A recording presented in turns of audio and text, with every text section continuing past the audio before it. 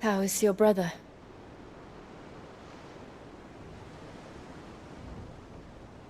Asleep since I returned from the Dominion. Taya says he should be back on his feet soon enough. For a while, at least. She discovered something on his chest. A swelling, circled in stone. The curse.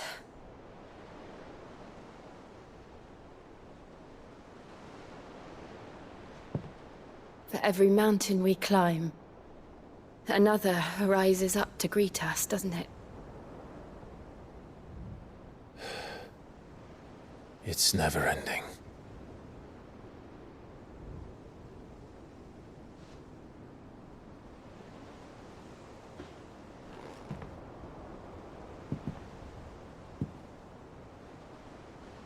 Even the sky seems to have grown tired of it all.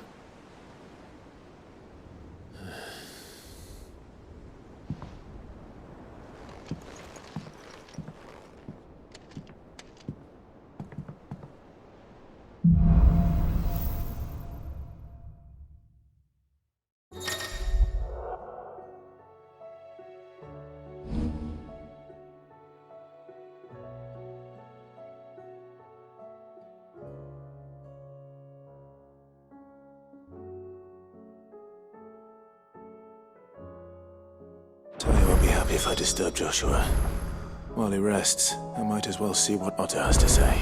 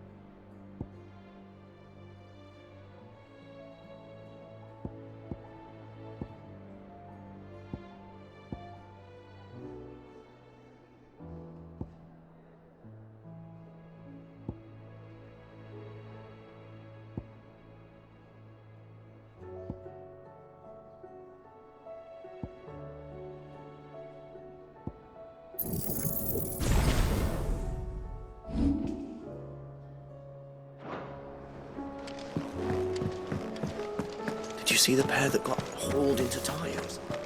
Aye. Fancy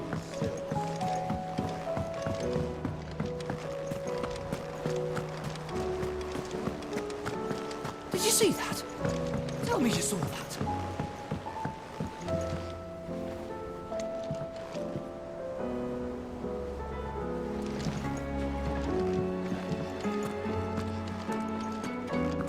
What are you making them skies then? Yellow as well. Otto, how fares the realm?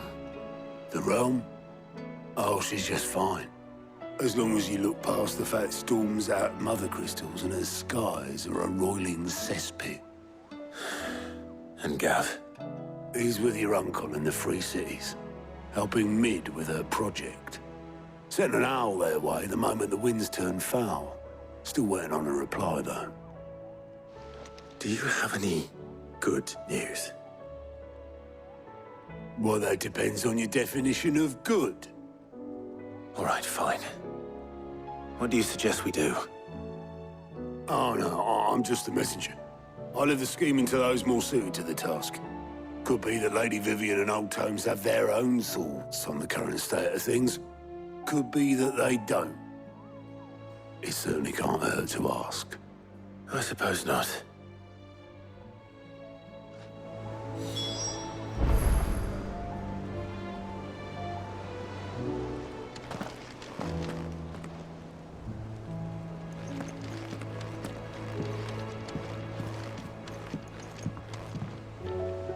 How is it that every one of your little excursions presages some inexplicable catastrophe?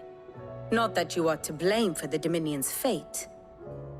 No one could have predicted the actions of the Crown Prince. I'm sorry I couldn't save your home. My countrymen are stronger than you think. A few toppled clock towers won't break their spirits. They'll be back on their feet in no time. I hope so. Look at us. Bluer than a pair of bog crabs. Tempting though it may be, sulking will not help us find a solution to this mess. You believe there's one to be found? I don't know. But I am certain we're more likely to find it if we first examine the facts.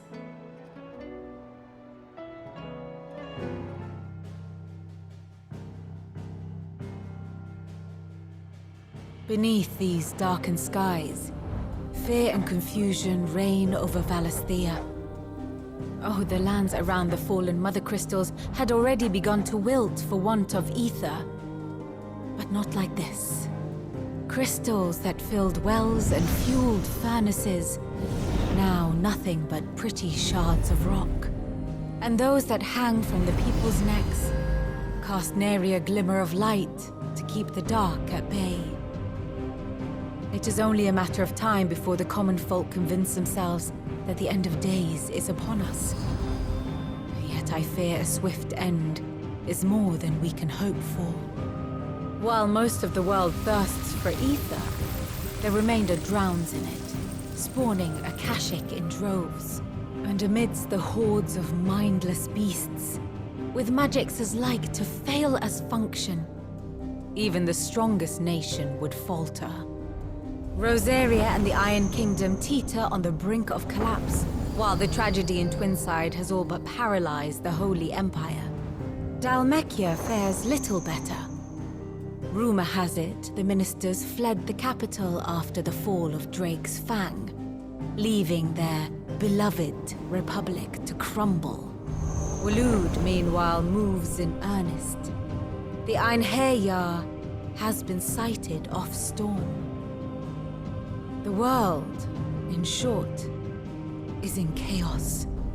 It would seem our civilization was nothing but a castle of sand, to be washed away at the whim of the waves.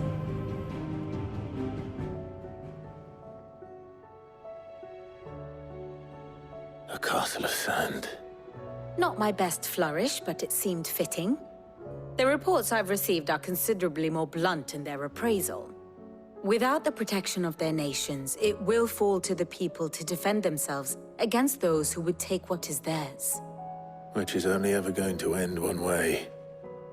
Defending a farmhouse against a band of chocobo thieves is one thing, but pitchforks and palisades will do little to stall an army's advance. Should the King of Waloed deign to invade, there would be none to stop him. None but us.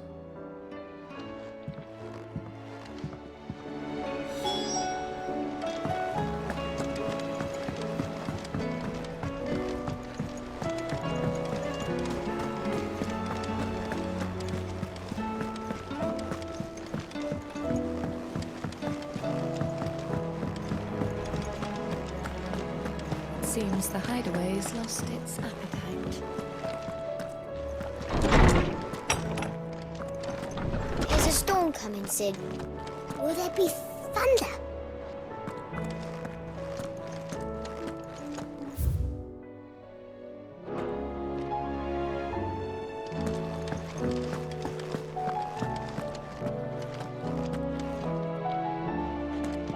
Sid, did you know that chocobos are far more resilient to the effects of ether than most other beasts? Some say that's one of the reasons they were tamed for use as mounts and sumpters, so that an ether flood wouldn't mean instant death for their riders or drivers. Me, I reckon they built it up over generations. Too many foolish traders driving their birds into floods, and only the toughest surviving.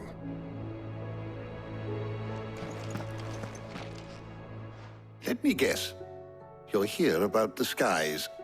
Is there anything you don't know, Lawsman? It doesn't take a court astrologer to augur the obvious. As for what has disturbed the heavens, that, I believe, is a question the Fallen might be better placed to answer than I. And on the 6th day did the gods tear the sun from the firmament, visiting darkness upon their prideful sons and daughters. But I dare say you remember your childhood lessons on the sins of Zemeckis only too well. You think they're connected? That Ultima was one of the gods responsible? Well, he has certainly exhibited powers that we mortals would associate with the divine. There is nothing divine about him. But he wouldn't be the first god of whom that could be said, now would he? Yet for all the fairy tales that tell of the sins, there is almost nothing in the way of actual historical accounts. Had I the Journal of Moss the Chronicler, I may have been able to tell you more, but alas, I fear all remaining copies have been lost to time. You will forgive me, I hope? Certainly not. Because there is nothing to forgive. Even without this journal, you've provided us ample wisdom. And we will always be grateful for it. Perhaps Otto will be more inclined to share his thoughts when he hears what the others had to say.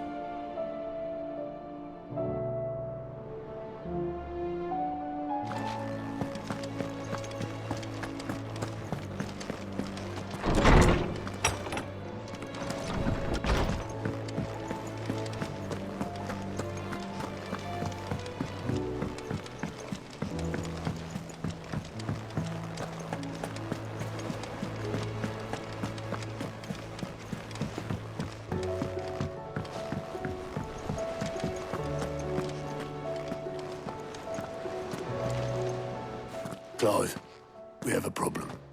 Only one. That would be a first. It would. Actually, there are 3. We had as many owls arrive while you were at the shelves.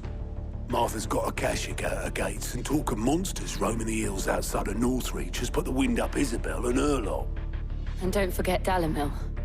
Lubor says the village was raided by bandits. When it rains... It fucking pours. The curse breakers are spread thin, taking stock of the damage in the Dominion. And even if I could get word to all of them, I doubt they'd get here in time to make any real difference. Which means there's only 2 people who can. Jill and I. Let them know we're on our way.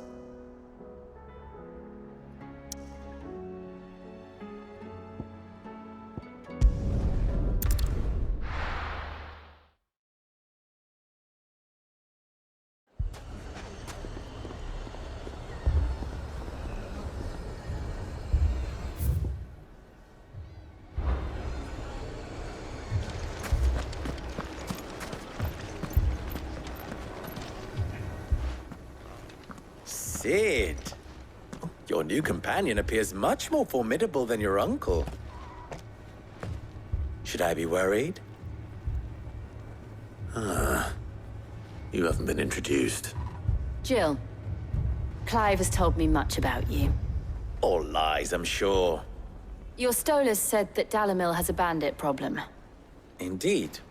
Although, you're a little late. They left with our food and guild days ago. Any idea where they went? The desert's a big place. Your guess is as good as mine. But the fact is, I have more immediate concerns. What did you say to me?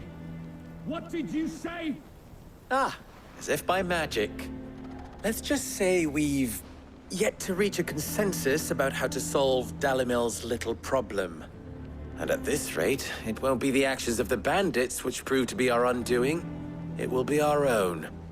I've tried reasoning with the dissenting parties, but even the Desert Hare has limits. Perhaps we could talk to them. What makes you think they'll listen to us? What makes you think they won't? She makes a fair point, Sid. And you won't have wasted much of your precious time if you fail. They're just across the courtyard.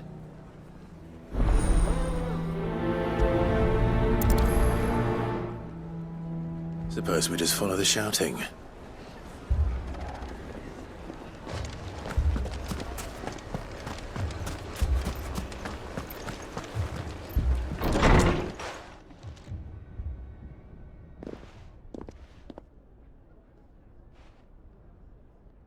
You wouldn't talk like that if it had been your men whose throats were slit. Blood for blood, it's the only way. We hire mercenaries and have them mount the bandits' heads on our walls as a lesson to the rest. And what happens when those mercenaries are slaughtered like your men? Are you going to hire more? We're better off using that coin to buy food and supplies. If we hire mercenaries, the only thing we're buying is the bandits' ire. And you cannot fill empty bellies with that. Do you hear me? But what happens when they come back? Maybe it'll be your throat that's slit. That's enough. Both of you. Any more of this and I'll throw you out myself. Come back when you're ready to talk like adults.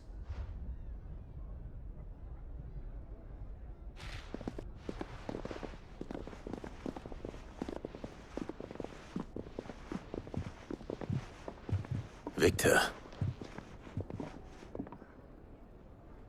What's he doing here?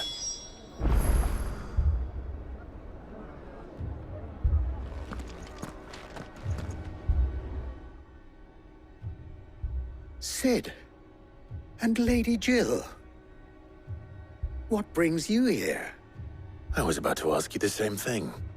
Costness is in chaos, and the markets have all but ceased to operate. The Briar's Kiss here in Dalimil is the only place I can reliably obtain supplies. I was here to do just that when Master Lubor told me of his troubles. He thought I might be able to talk some sense into these fools. But if you're here, I suppose his patience must be waning. Who are those people? Those were the thorns in Lubor's side. And the reason this place might be headed the same way as Costness. It's these accursed skies. The darkness is enough to drive a man to madness. Or an entire city, for that matter. We're still working on the skies. But in the meantime, perhaps we can find a solution to Dalimil's problems. I hope so. For all our sakes.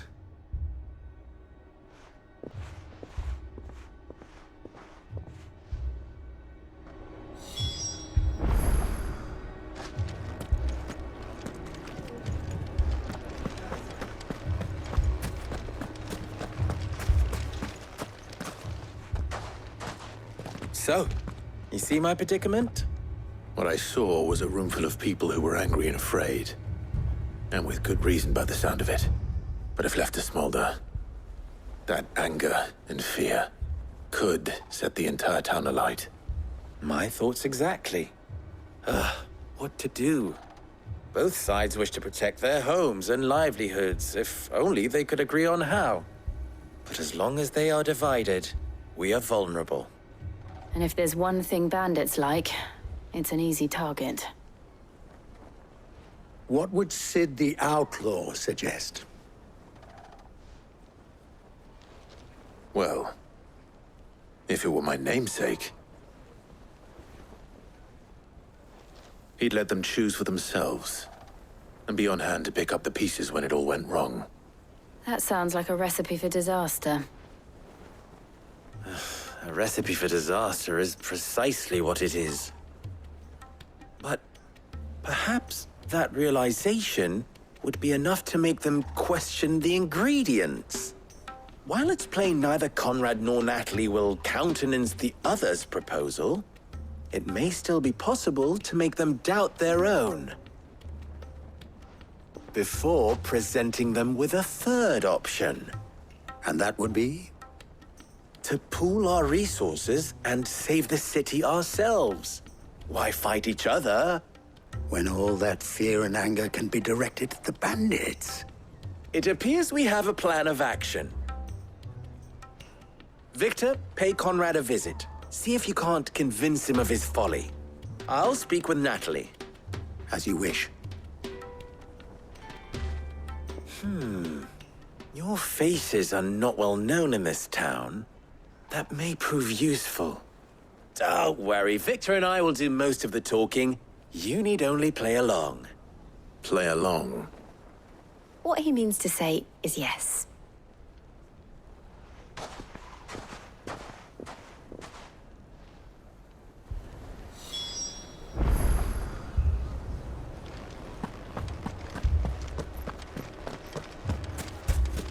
Picture it, Conrad. Your own city guard.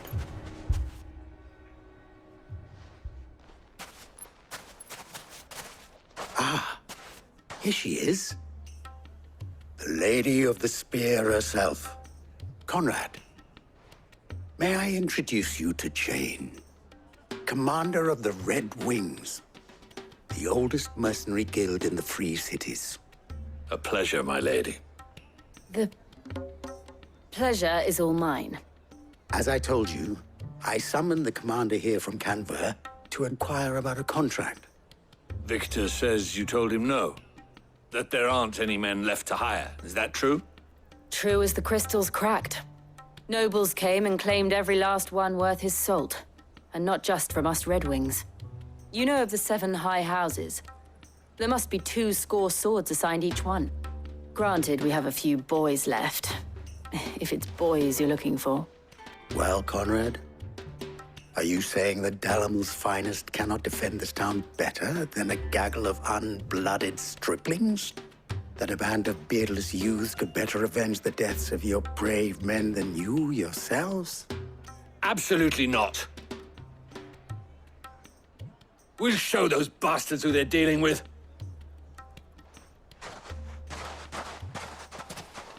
I can't believe that actually worked. Conrad's not what you call the brightest candle in the crypt.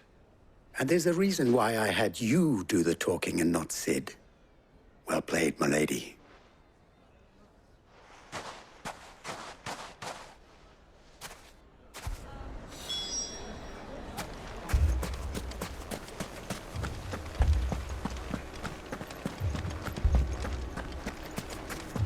My shop.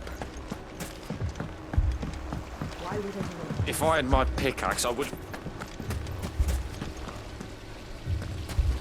I mean, it may still be possible to buy something, and we may yet be allowed to keep it. Ah, here he is now.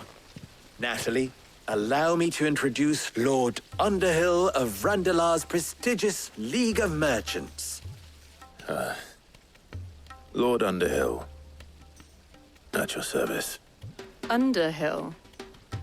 I was just telling the good lady of our conversation, my lord, and how you were lamenting the state of the capital's stores. Lubor says that not only are the granaries almost empty, but that war and the Blight mean this season's harvest won't be enough to fill them for winter. Indeed, certainly that is the case. The nobles in the capital are buying up the city's stocks of barley and wine, driving the prices higher than most commoners can afford. It is only a matter of time before the peasants revolt. It is worse than I thought. If what Lord Underhill says is true, I fear we have little hope of supplementing our stores, meager though they regrettably are. And while I applaud your endeavors to dissuade our more bellicose citizens from seeking vengeance, I sense Conrad is not wrong in his assessment of the bandits' likely return. Which means that now, more than ever, we will need to secure what little we still have. Food, weapons, herbs, everything. If our humble town is to endure not only this hardship, but those that are certain to follow. We must stand united. All right. If it will help to protect my home, I'll do it. But you needn't have gone through this charade.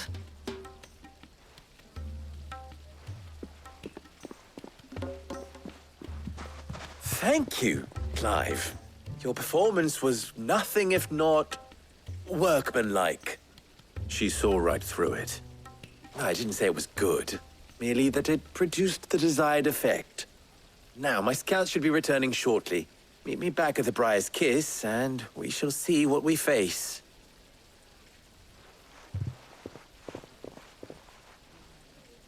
I'm not convinced our roles in this ruse were entirely necessary. It appears I have no choice but to do I don't know. what I can to Conrad seemed quite taken with you.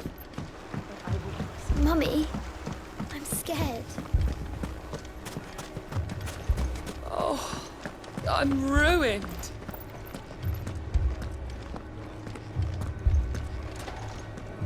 Good news, Sid. Both Conrad and Natalie have somewhat gracefully accepted their new roles. With time, they may even learn to. Time no longer appears to be the luxury it was before lunch. I take it your scouts found the bandits. Technically, it would be the bandits who found my scouts. It appears they march for Dalimil as we speak. All of them. You're not serious. They don't just want food, they want the whole damn town.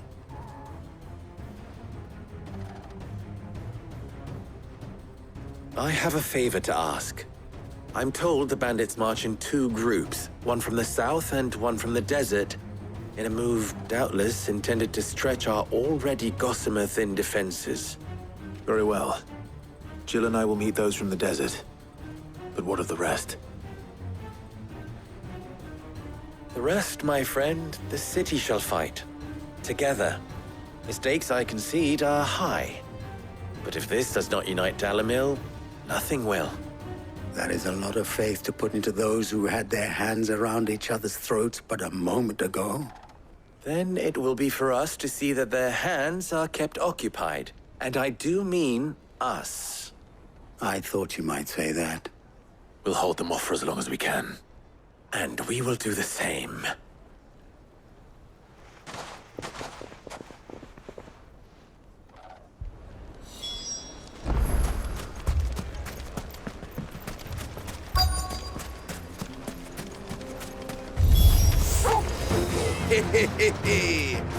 The women folk have come to welcome us.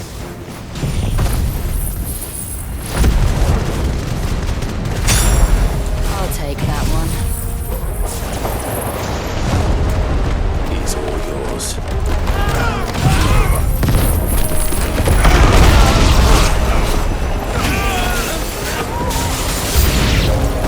They mean to overwhelm us.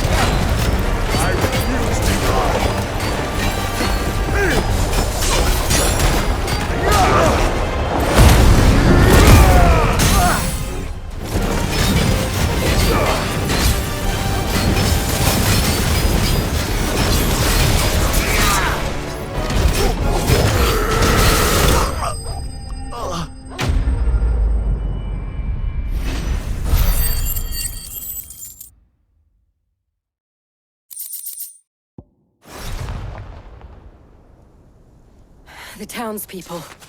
Could they have held out? I don't hear any fighting. What do you think? That we should hurry.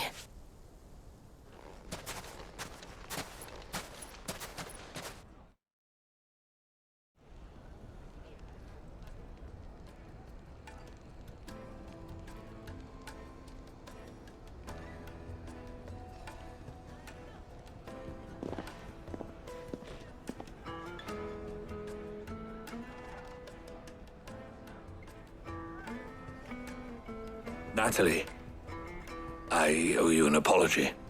You did well out there. The inn would have been lost had you not held the line. Without you, there would have been no line to hold. You saved us, Conrad. You saved Dalimil. We all saved Dalimil.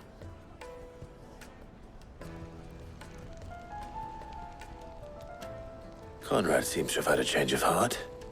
I'd say they both have. I take it from your presence that our visitors from the desert won't be joining us either. Pity. The plan worked, Sid. Granted, it only took an army of bloodthirsty bandits at our gate. Calm now, Victor. Why quibble over the details? We are united, and that is all that matters. As for you, Sid, you fight considerably better than you act. I'll take that as a compliment.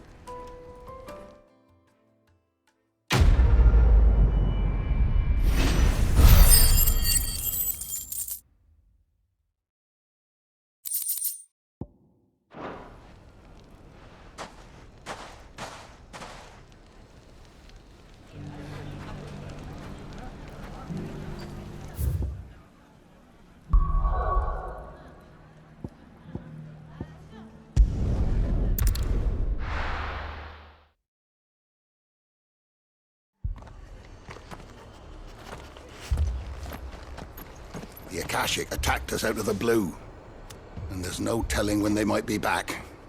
You'd best keep that sword handy, Sid.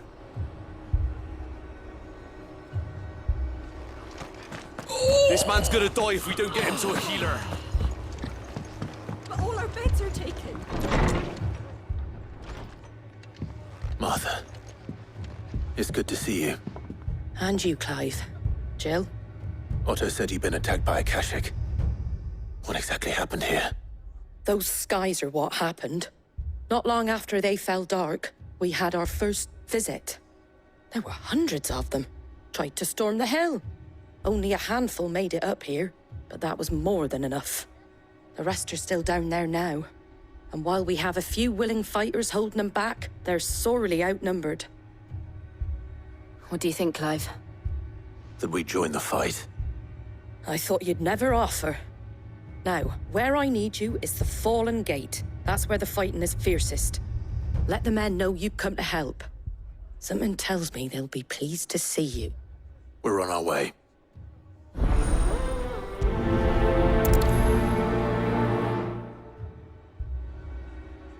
Do you think there are as many as Martha says?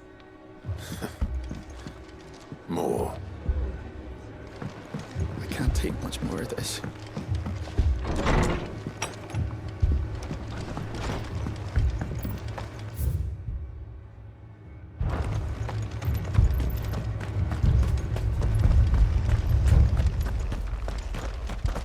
You don't think they've abandoned us, do you? Them not. Not a chance.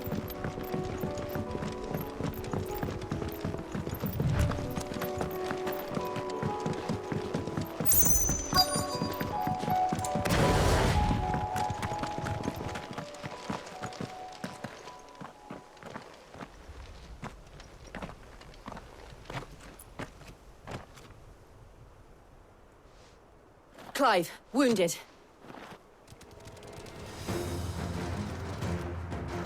We deal with the Akashic first.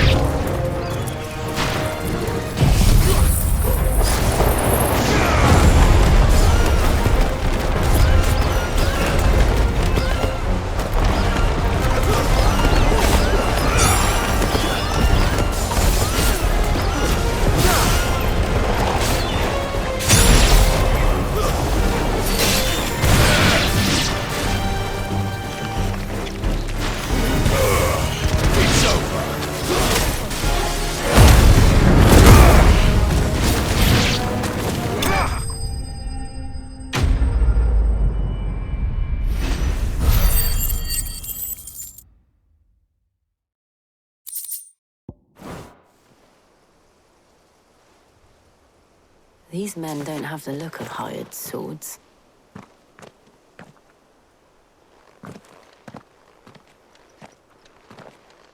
If you've come to rob this place,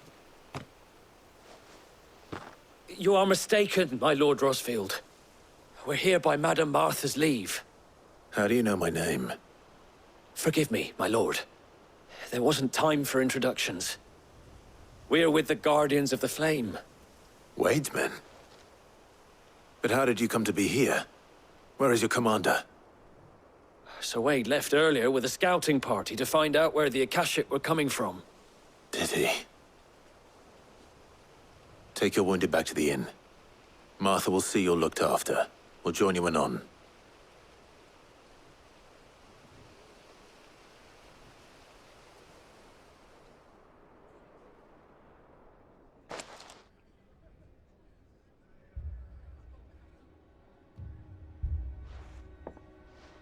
And to think you took them for thieves. A fine reward for holding off the horde, that is. When did Wade and his men arrive? Not long after Rosalith fell. The Guardians asked me to shelter some of them that had lost their homes. They were making ready to leave just as the skies turned, and we agreed it was best we stuck together.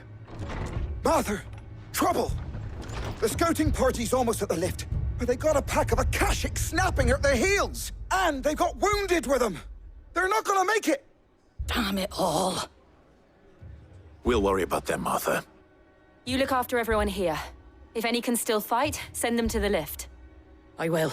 You two be safe now.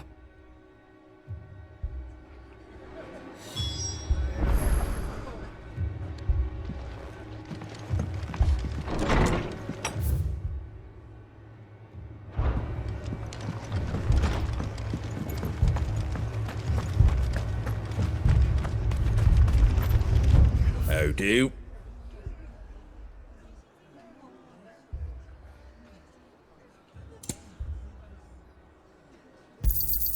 There you go.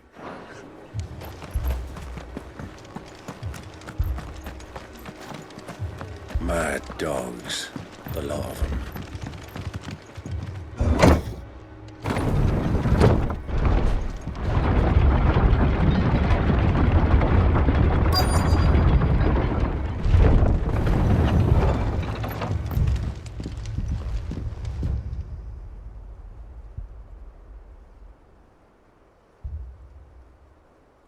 Squire, I need you to get those who can still walk up the lift to Martha's.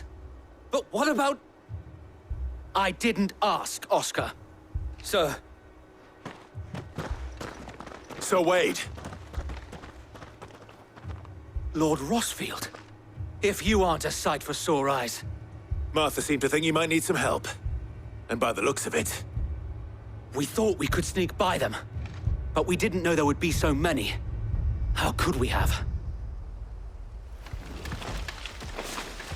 Behind you!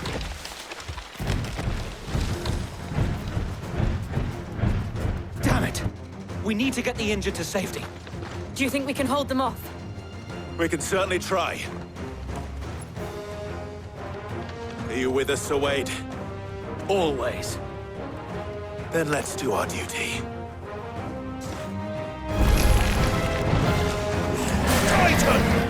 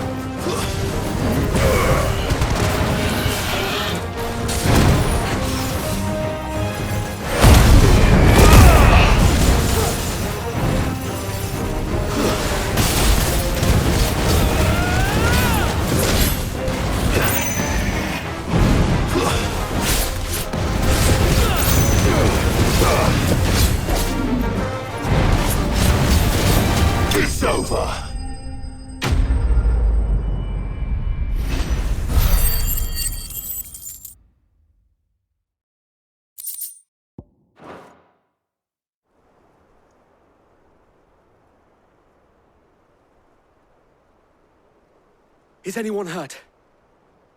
I don't think so. And yet again, you've pulled me from the flames. It's just a pity I keep walking into them. You've never been one to shy away from danger, Sir Wade. Like any shield worthy of the name. I see you're all in one piece. Martha! Is something wrong? The lookout saw smoke coming from down Eastpool way. Too thick to be a hearth. A second horde. Feel like finishing the job? Always. Jill and I will make for Eastpool. You'll need to move the injured without us. Don't you worry about them. The moment my men are safe, I'll follow. Good luck.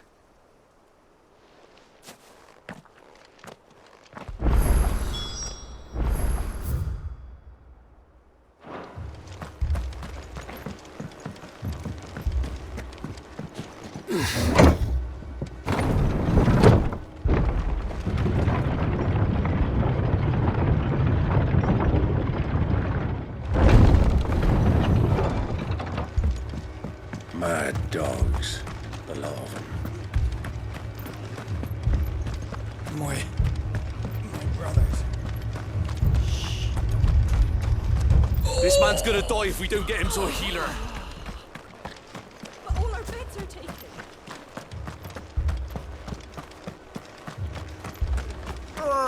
Just patch me up as quick as you can and get me back out there. Brothers need me.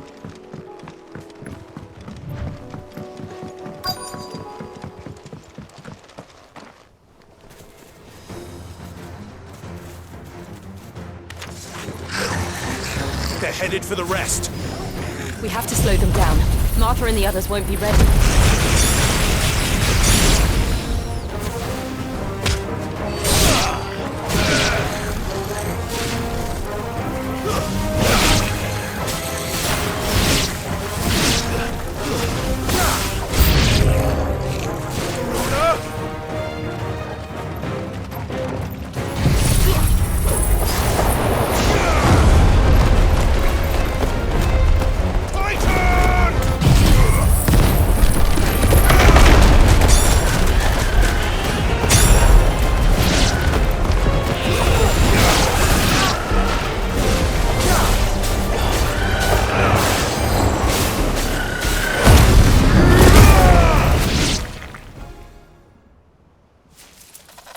Something's coming!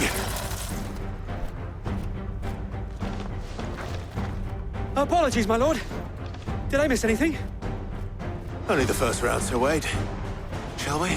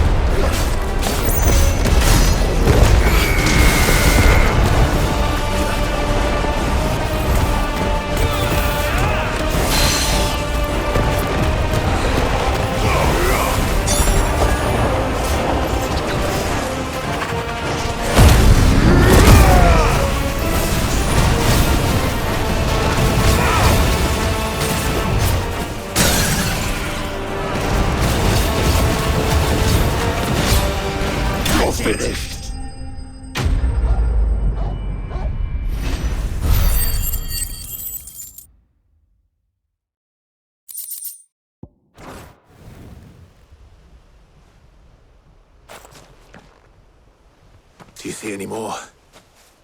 No. I think that was the last of them. But it won't be long before the next lot arrive. Then we make for Martha's while we can.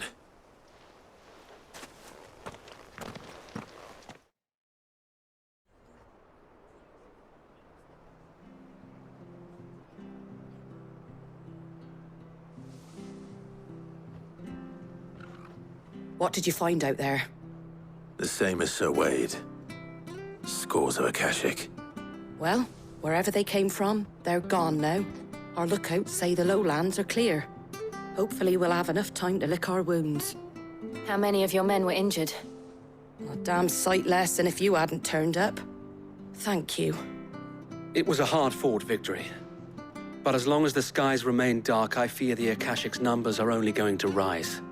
It's not a matter of if the Horde will be back, but when. And whether that's sooner or later, we'll need to be ready. The inn here affords a good view of the land, and is easily defendable. I'd like to make this one of our outposts. What do you say, Martha? You'd have more men to guard the rest. Well, when you put it like that, of course they can stay.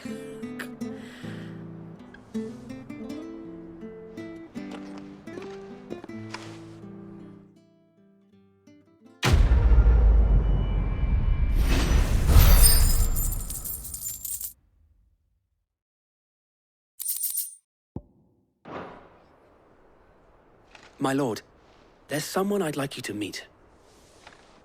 Oscar, over here.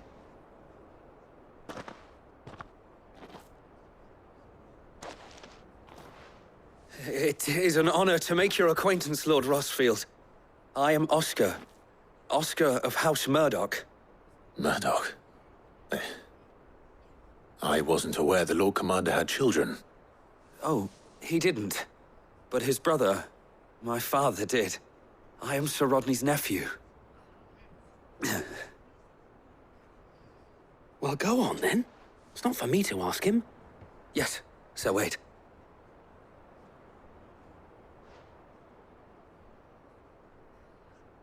If it please you, my Lord Marquis, might you take me as your squire? I would learn the duties of a shield from the finest. I'm sorry to disappoint you, Oscar, but I'm a shield no longer. Nor was I ever the finest. And spending time in the company of an outlaw hardly seems a fitting education for one aspiring to take his oaths. My Aunt Hannah once told me that a man is not defined by his title, but what he does in its name. You have accomplished much since taking on the mantle of Cid, winning no little honor in so doing. And I would sooner serve under an honorable outlaw than an unworthy shield. Not that Sir Wade and the other Guardians are... I mean to say that, they're... It's all right. We know what you mean. There is only so much the boy can learn from me, my lord. But a squire... Would that really be so bad? You were a squire once. And I'm certain Sir Rodney would approve.